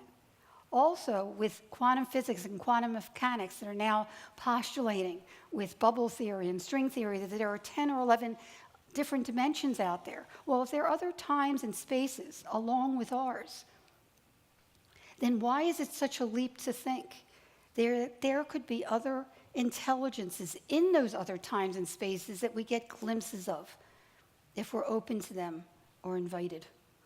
So that's why I think it's important to share this data now. And he also stated, perhaps the most important result of the Phoenix Lights is that they turned Dr. Kitei on to do the things, book, documentary, public appearances that she never would have done. I would have never done this. I never, ever wanted to come forward. I wanted the data out there. But publishers wouldn't take it unless I came forward. And in good conscience, as a scientist, as a physician, to let people know they're not crazy, even though most anomalies can be explained. When someone has an anomalous experience, it's real to them. And how well I know if you don't share it, it festers. It's not healthy. And I tell people, and you as well, get on the website, contact me. I take confidentiality as a physician very seriously. Just telling one person is like lifting a veil and lifting a cloud. It's healing. It's cathartic. So I invite you, if you'd like to share, please contact me. It's healing. So as a scientist, as a physician, as an experiencer, and certainly as an educator, I couldn't stick what I had in a drawer. And once I had done my homework as much as I possibly could, I squeezed down that 750-page journal to 250 pages and produced the documentary so that people could learn and grow and decide for themselves. I'm not trying to convince anyone of anything. The data speaks for itself. And I'm not the only one that got the message. There's a fella up in Sedona. He just moved back to Vegas. He was a truck driver. And we won't have time to get through the whole thing, but excuse me. I get pictures and illustrations from people. He sent me this, which was like, whoa. And what he said real quickly is, hello, Dr. Kitei. I had recently purchased your Phoenix Lights film and was very excited and impressed by you and the rest of the cast. In December of 1996, I began receiving images and information from various off-planet visitors in the Arizona area. As I was watching your film for the first time, excuse me, I heard faint audio sounds in my left ear as I was looking at your photographs. After viewing it multiple times, I began receiving transmissions from it. One of them is a transmission directly for you. Now, I don't know if anybody has heard about the Galactic Federation. Again, I'm a healthy skeptic, but this guy believes that there is a Galactic Federation. He says, these communications are multidimensional interplanetary Federation broadcasts and are always running, repeating themselves every 55 minutes since the original transmission date in 1995. And he goes on and on to tell that there's multidimensional telepathic language in these illustrations. He was a truck driver. He never did art. And he closes his eyes, he takes both his hands, and he's drawing these incredible illustrations that are so impactful when you start looking at them. I have them in the documentary DVD bonus features, and they're also on the website. And this one kind of impressed me, and I looked at it and I thought, wow, it looks like a crop circle. Let me send it to the two people I know in the crop circle business, Colin Andrews from UK, and another fellow up in Sedona, and both of them simultaneously emailed me, oh my God, Brian DeFlores, he's amazing, he's fabulous. And one of the crop circle specialists happened to be in UK, walked in a crop circle, became dizzy, and had what real crop circles affect people that is so similar to what he had sent me 3 weeks before this crop circle was formed. Coincidence? And Colin Andrews was at a conference where I was speaking with Stephen Greer's conference down in Rio Rico, and he was mentioning, which is also very poignant, that these orbs, many times, appear over crops, forming. There's even video of these orbs forming the crop circles. And as he's telling me this, someone took a picture, and there's an orb right above my head. Little coincidence. And he continued to send these pictures. They're really amazing. I mean, if you take a peek at them, there's some kind of an energy that they admit. There really is. And he goes on to talk about that, and also sends this starship emblem, Universal Peace Insignia, which also touched me because a senior math professor at ASU had handed me this crop circle that was formed in 1997, June of 1997, just months after the mass sighting, of 3 orbs in a pyramid triangle formation. Now, whether these anomalous phenomena are gifting us with messages from beyond or triggering inspirations within us, we are masters of our own universe. We have free will. It's our choice of what we do with what comes before us. There is so much more, and I get into this in the book big time, so much more we are capable of as human beings to make this world a better world if we can tap into that goodness. And these up experiences are part of that. They're waking us up, not only to their presence, but also to the spiritual beings that we are. That we can turn thoughts and the possibilities of something into something real, into something important, into something that will help others. And as I mentioned, I'm doing this curriculum that's groundbreaking. There is nothing out there for kids. And we're working with the Disney illustrator and incredible teachers. We'll keep you posted with this. It's called The Adventures of Sue, F-O, Field Observer, and Hugh, H-U-G-H. That's a little alien there. Hugh, F-O. It's really fun, and it's really, really educational and important. I've had more schools and teachers and even homeschooling mothers contact me. We don't have anything. We don't have anything that's credible to share with the kids. So we're working on that now. The documentary, again, and we have the latest edition here, if you care to pick it up. Again, has won over a dozen international awards, and it just keeps growing and growing. Astronaut Edgar Mitchell, who passed recently, was actually being, until we interviewed him, I didn't know this, being conferred with while the mass sighting was going on. And he gives such poignant messages here, and he talks about the cover-up in the bonus features. We have a 911 police operator who came up to me after a lecture. She said, I heard that the Phoenix police said that they only got a few calls. I said, that's what they say. She said, well, I was on that night. I just retired, and I'm telling you, there were hundreds of calls. Would you like to hear about it? I said, are you kidding me? She is wonderful. She is in the documentary, and just a shining light in the documentary, and many more as pilots and military that have come forward. I'm so honored that people have contributed, because I didn't know if they would. And every single one gives such poignant messages, and hearing it from the witnesses themselves is so powerful, and the book. There is much more to the story, if you can believe it.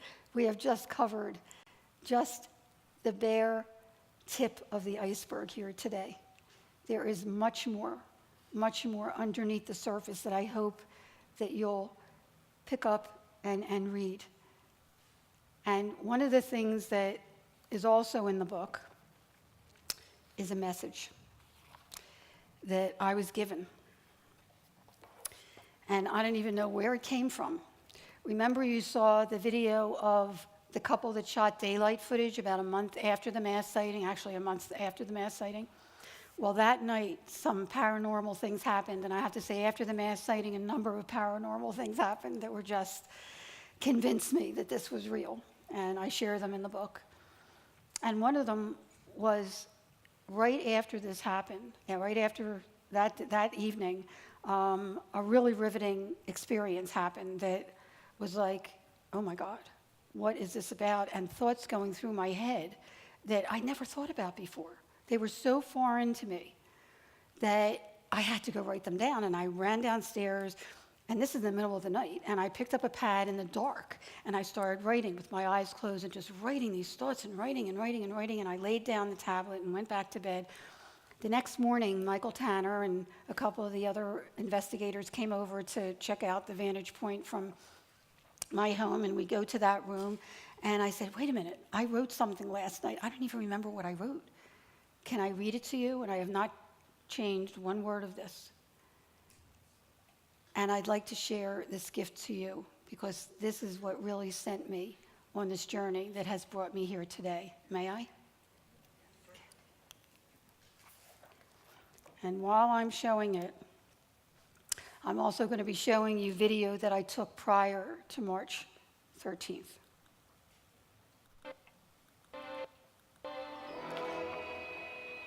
I don't know about other living creatures in the vast universe, but questions keep permeating my mind about the ones who are trying to get our attention now. What if these beings are as advanced spiritually as they are technologically? What if they want to share this beautiful and wondrous future with us? And what if they have already met our spirit world and know firsthand that the essence of who we are is pure?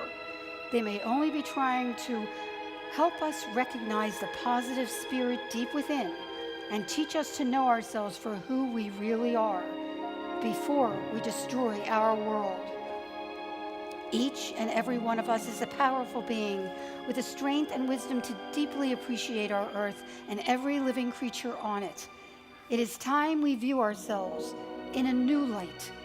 This can begin by searching within ourselves to find goodness and love, so that our consciousness of humankind can elevate spiritually above petty differences, envy, greed, lies, hatred, abuse, violence, and fear. That is our destiny, but only if each one of us chooses to look within our own soul for the answers. They are there. It isn't too late. Humankind can begin this very moment to learn and grow so that our future will benefit from our newfound knowledge, not be pulled down by our self-serving primal ignorance. It is so very important that you look within yourself and believe in yourself. Judge yourself each and every day. There will come a time when you will judge every moment of your own life, the good and the bad, the kindness and the wrath that you and you alone have brought to other human beings, to other living things, to our earth. You will feel what it felt like to be on the receiving end. Near-death experiences have told us time and time again that when we die, we go through a life review. God does not judge us, we judge ourselves. So maybe we should judge ourselves now. Think clearly about how we treat others, the energy and dedication we put into our relationships, especially our family, as well as our relationship to other living things we touch in this short but precious existence. So when our time does come, we won't have to endure pain and sadness, but rather we will be drenched in the ecstasy of our own love, in the magnificent light of love. And if each of us truly looks deep inside, the positive energies emanating from the goodness each one of us possesses will be shared around the world. We, the people, This is true. not the scientists, not the military, we, hundreds, thousands of people with cameras in their hand, are going to be able to give evidence that will be seen around the world that this is real. And then our beautiful journey to a new reality will have begun. Thank you.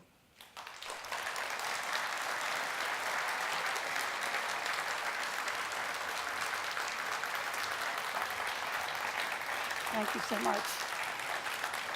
Did you learn a little something today that you didn't know when you came in? I hope so. And again, there's much more in the documentary.